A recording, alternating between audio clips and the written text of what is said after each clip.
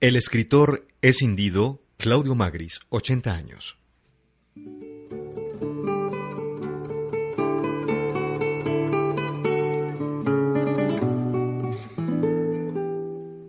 Se dice fácil 4 vidas. Una vida, pero si es solo levantarse, dormir, rascarse las picaduras de mosquito, partirse la espalda, amarrar la barca, cambiarse la camisa y, mientras tanto, ¿a dónde ha ido la vida? Así comienza uno de los cuentos de nuestro invitado de hoy, el italiano Claudio Magris, quien en 2019 cumple 80 años y que es tal vez el más reconocido escritor vivo en su lengua. Nacido en esa ciudad de frontera que es Trieste, la que marca su vida y escritura, vida en viaje, en interrogación sobre la identidad y las fronteras, Magris es un permanente candidato al Nobel de Literatura.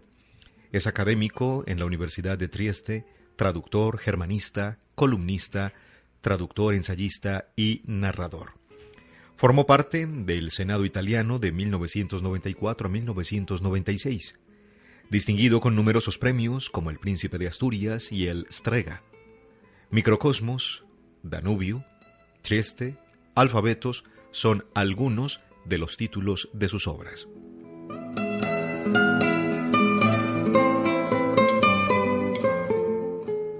Hoy ofrecemos como homenaje a Claudio Magris estos textos. Comencemos con algunas crónicas de ese permanente viajero que él encarna, donde viaje y pensar se hacen equivalentes de modo inesperado.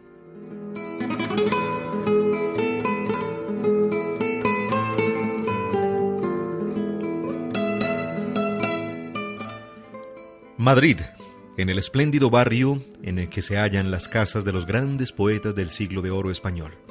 Lope de Vega, Cervantes, Quevedo.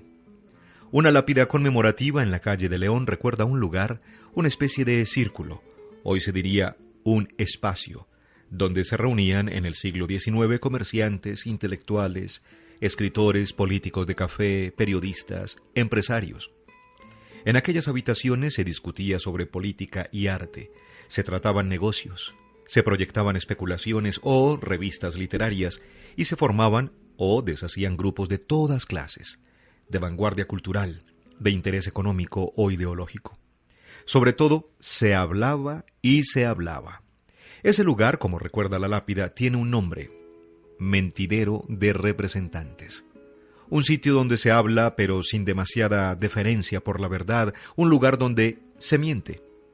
Por franca admisión general y hasta formalizada en la inscripción, la conversación, el entretenimiento y en especial el trato y la discusión social se identifican con la mentira.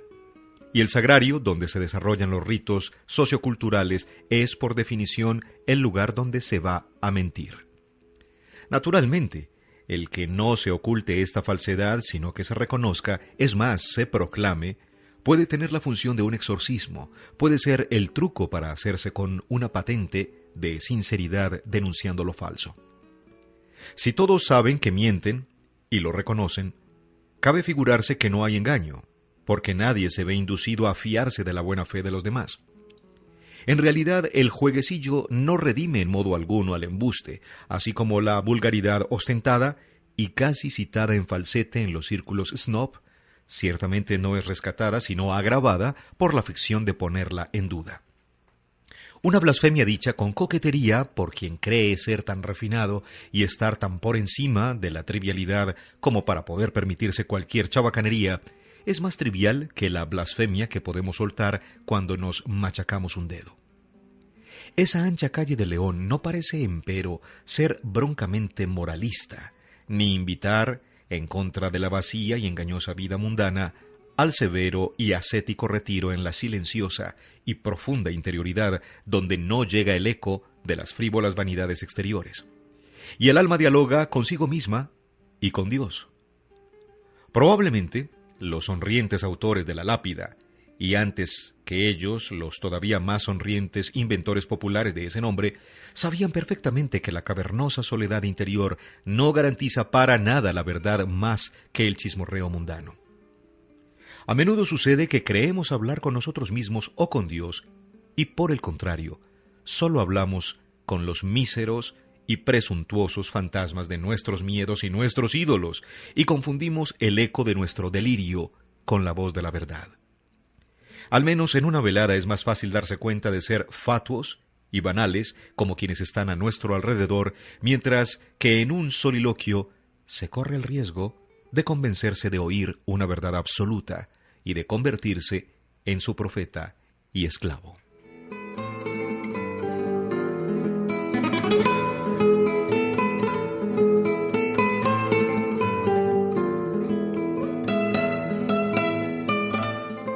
En Londres. Las correcciones rojas en el cuaderno que me restituyen el lunes por la mañana son pocas y el juicio global al final de la página es un alentador bien, que me colma de legítimo orgullo, a pesar del punto de envidia del muy bien sacado por mi compañera de pupitre, una chica holandesa. Yo no hacía ejercicios escritos desde hace mucho tiempo, ni en clase ni en casa. No tenía cuadernos que guardar ni notas que sacar. Pero en esa pequeña aula, cuyas ventanas dan al torrente de personas y cosas que fluye en Oxford Street como una alegoría del tiempo de miradas cruzadas por un instante y enseguida perdidas, estoy de nuevo en el colegio, sometido a un juicio. A un juicio preciso resultante de los verbos conjugados de manera acertada o equivocada, y no al confiado a la magnanimidad o la indiferencia de los reseñadores. No puedo escoger el tema como hago con el de un Elsevier o un libro por escribir. Quien decide de qué he de ocuparme es el profesor, y hoy mi fantasía, mi inteligencia y mi pluma están dedicadas del todo, por indisputable decreto de Carol, nuestra jefa de clase, al análisis y descripción del oficio de lechero, a las ventajas y molestias que implica y, sobre todo, a las cualidades físicas y morales que requiere. Aún sin cortar con las dificultades del inglés, el resultado es mucho más incierto que el de la tarea ordinaria. El suspenso de mi redacción o mi traducción procedente de la autora es menos improbable que el suspenso de un libro por parte del editor o del de un artículo en el Corriere della Sera. Así, durante 5 y hasta 7 horas al día, aparte de los deberes, se entiende, estoy en los pupitres del colegio.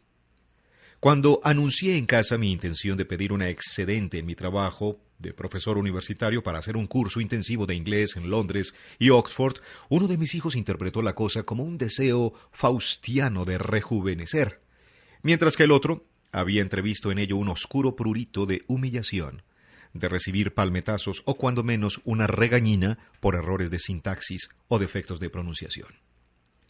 La imperiosa certidumbre de la gramática, que deja poco espacio a las especulaciones hermenéuticas, me sugiere que dé poco crédito a elucubraciones socarronas o maldicientes. El lechero tiene que levantarse al clarear el día y desafiar al mal tiempo. Pero en compensación tiene toda la tarde libre y la posibilidad de ver a muchas personas a quienes tratar con tacto y sensibilidad. Esta es la vida, o al menos la sabiduría de la vida, expresada en un inglés cada vez menos digno de ese bien.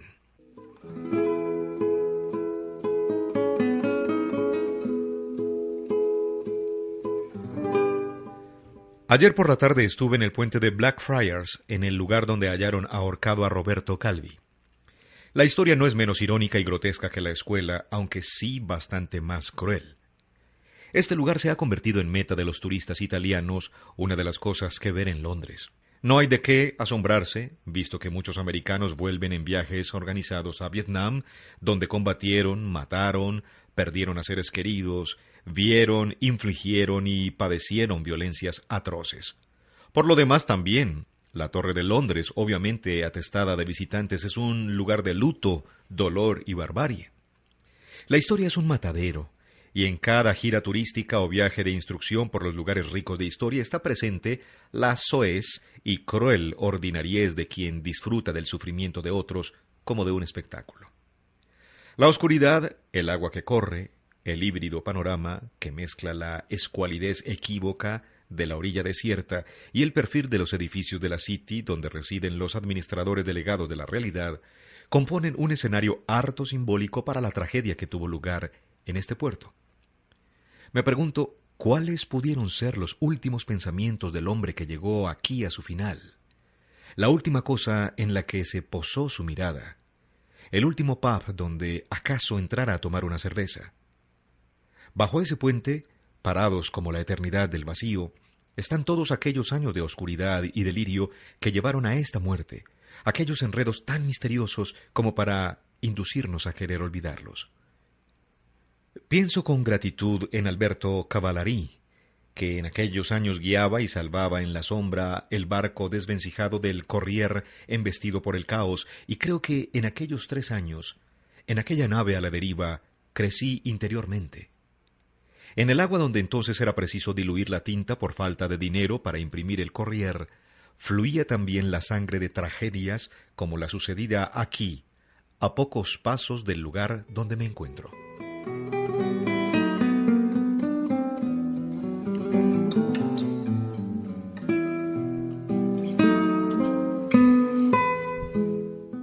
Ahora escuchemos 2 de los cuentos de Claudio Magris. Ya haber sido, para Luca Doninelli.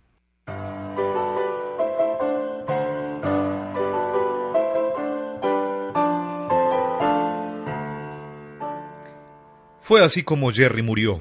Calma, este no es el problema, ni para él ni para nadie, ni siquiera para mí que lo he querido y que lo quiero, porque el amor no se conjuga. Dios mío, en ese sentido sí, sin duda alguna, nada más eso nos faltaba. Sin embargo, el amor no tiene su gramática y no sabe de tiempos, sino solo de modos verbales. Es más, solo sabe de uno, del infinitivo simple. Cuando se ama es para siempre y todo lo demás queda fuera.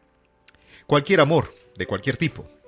No es verdaderamente que te sucede, nada te sucede, y precisamente eso a menudo es una gran desgracia. Pero la llevas detrás contigo como la vida, que no es que sea precisamente una suerte, solo que el amor sobreviene todavía menos que la vida. Está ahí, como la luz de las estrellas. ¿A quién le importa si están vivas o muertas? Resplandecen y con eso es más que suficiente. Y aunque de día no las ves, sabes que están allí. Así que ya no escucharemos más esa guitarra, y Calma también por esto se puede prescindir del todo. ¡Ay, Dios, cómo la tocaba! Y cuando la mano le dejó de funcionar, bajó las cortinas y renunció a todo. Acerca de esto no hay nada que objetar. Tarde o temprano sucede y poco importa cómo. De cualquier manera tiene que suceder, y a saber cuántos de nosotros, de los que estamos aquí esta noche, señoras y señores, seguiremos vivos dentro de un mes. Seguramente no todos. Es estadísticamente imposible alguien que está empujando al tipo que está a su lado y protestando porque el de delante le obstruye la vista del escenario. Ya fue por última vez al barbero, pero calma. No hay mucha diferencia entre un año más o un año menos. No compadezco a quien está por tirar la toalla y no envidio a quien sigue adelante, ni me interesa mucho saber en qué grupo estoy. Amén por Jerry y amén por todos y por todo. Como ya dije, no critico su decisión. Cuando uno se quiere bajar del autobús es justo que se baje. Y si prefiere dar un salto del autobús en movimiento antes de llegar a la parada, eso es asunto suyo. Uno puede sentirse harto, cansado, pensar que ya no puede más o qué sé yo. Pero cuando, viéndolo deprimido porque ya no podía tocar como antes, le dije así, para darle ánimos, que había sido uno de los grandes de la guitarra, él me respondió que no le bastaba con haber sido. Quería ser, poco importa qué, un músico, un enamorado, cualquier cosa, pero ser. Ah, señoras y señores, en ese momento entendí qué gran suerte es nacer como yo, o tener un tío o un abuelo, o quien se crea conveniente, nacido en Bratislava, o en Leópolis, o en Kalocsa, o en cualquier otro agujero de esta ajada Mitteleuropa, que es un infierno, una verdadera letrina. Basta con sentir ese olor a rancio, ese hedor que es el mismo desde Viena hasta Chernivtsi, pero por lo menos no te impone ser todo lo contrario. Ah, si Jerry hubiese entendido, cuando la mano ya no le respondía, la gran suerte de haber sido, la libertad, las vacaciones, la gran licencia de no deber ser más, de no tener más la necesidad de tocar, la salida franca del cuartel de la vida. Pero quizá no podía, porque no había nacido ni vivido en ese ambiente panónico viciado y espeso como una cubierta, en esa posada envuelta por el humo en la que se come mal y se bebe peor, pero que está bien cuando llueve o sopla el viento, que es cortante. Sí, cualquier tendero de Nitra o de Varazdín le podría enseñar a toda la Quinta Avenida, con excepción de aquellos que acaso llegaron allá de Nitra o de Varazdín o de algún otro pedazo de fango panónico, la felicidad de haber sido. Ah, la modestia, la ligereza de haber sido ese espacio incierto y frágil en donde todo es ligero como una pluma contra la presunción, el peso, la desolación, el abatimiento de ser. Por caridad, no estoy hablando de ningún pasado y mucho menos de nostalgia, porque es estúpida y hace daño, como dice la palabra, nostalgia, dolor del retorno. El pasado es horrendo. Nosotros somos bárbaros y malos. Pero nuestros abuelos y bisabuelos eran unos salvajes todavía más feroces. Ciertamente no quisiera vivir en su época. No, digo que quisiera siempre haber sido, estar exento del servicio militar, de existir. A veces una pequeña lesión es salvadora, te protege de la obligación de participar y de perder el pellejo. Ser hace daño, no concede tregua. Haz esto, haz lo otro, trabaja, lucha, vence, enamórate, sé feliz, debes ser feliz. Vivir es esta obligación de ser feliz, si no, qué vergüenza. Sí, haces todo lo posible con tal de obedecer para ser capaz, bueno, feliz, como es tu deber, pero ¿cómo se hace? Todo se te viene encima. El amor se desploma sobre tu cabeza como un pedazo de cornisa del techo, un feo golpe o peor. Caminas pegado a las paredes tratando de evadir esos automóviles, pero las paredes son quebradizas, piedras puntiagudas y vidrios que te desuellan y te hacen sangrar. Estás en la cama con alguien y por un instante entiendes lo que podría ser y debería ser la vida verdadera, y es un estallido insostenible. Recoger la ropa tirada en el piso, volverse a vestir, partir, salir. Afortunadamente cerca de allí hay una cafetería. Qué bueno es poder tomar un café o una cerveza. He ahí que, por ejemplo, beber una cerveza es una manera de haber sido. Estás sentado allí, observas cómo se va evaporando la espuma, una burbujita cada segundo, un latido del corazón, un latido menos, reposo y promesa de reposo para un corazón cansado, todo lo carga sobre tus hombros. Recuerdo que la abuela, cuando íbamos a visitarla a su botica, cubría con un paño las salientes de los muebles y quitaba una mesa de fierro, así nosotros los niños no nos hacíamos daño cuando, al correr por la casa, nos lanzábamos contra ellos, y también cubría los contactos de la luz. Haber sido es esto, vivir en ese espacio donde no hay salientes, donde no te raspas las rodillas, donde no puedes encender la lámpara que te lastimas los ojos, donde todo está detenido, fuera de juego, sin ninguna emboscada. Esta es, señoras y señores, esta es la herencia que hemos recibido de la Mitteleuropa. Una caja fuerte, vacía, pero con una cerradura que desalienta a los ladrones deseosos de meter dentro quién sabe qué cosa. Vacía, nada que atrape el corazón y muerda el alma. La vida está allí, ha sido, segura, protegida de cualquier accidente. Un viejo billete sin valor de 120 coronas que cuelga en la pared, protegido por un cristal, y no teme ninguna inflación. También, en una novela, lo más hermoso, por lo menos para quien la escribe, es el epílogo. Todo ya ha sucedido, ha sido escrito, resuelto. Los personajes viven felices y contentos o están muertos, es lo mismo. En todo caso, ya no puede suceder nada más. El escritor tiene el epílogo entre sus manos, lo relee acaso cambie una coma, pero al abrigo de cualquier riesgo. Todo epílogo es feliz, porque es un epílogo. Te diriges hacia el balcón, un poco de viento pasa entre los geranios y las violetas del pensamiento, una gota de lluvia resbala sobre el rostro. Si llueve más fuerte te gusta escuchar el tamborileo de las grandes gotas de agua sobre la cortina. Cuando cesa, caminas 2 pasos, intercambias unas palabras con el vecino con el que te topas en las escaleras. A ninguno de los dos le importa lo que se dice, pero es agradable detenerse un momento, y desde la ventana del rellano ves, ahí abajo, hacia el fondo, una franja de mar que el sol, que sale de las nubes, enciende como una llama. La próxima semana vamos a Florencia, dice el vecino.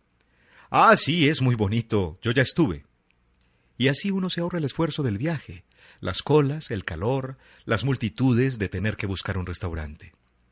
2 pasos en el aire de la noche, refrescada por la lluvia, y luego a casa. No hay necesidad de cansarse demasiado, sino uno termina por agitarse y no logra conciliar el sueño. Y el insomnio, señoras y señores, créanme, es terrible. Te aplasta, te sofoca, te acosa, te persigue, te envenena. Eso es el insomnio. Es la forma suprema del ser. Ser igual insomnio. Por eso es necesario dormir. Dormir es sólo la antesala del verdadero ya haber sido, pero entre tanto ya es algo, un respiro de alivio.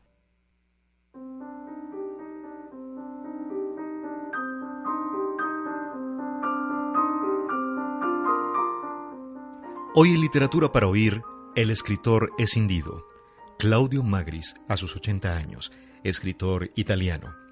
Escucharon Crónicas de Madrid y de Londres y el cuento Ya haber sido.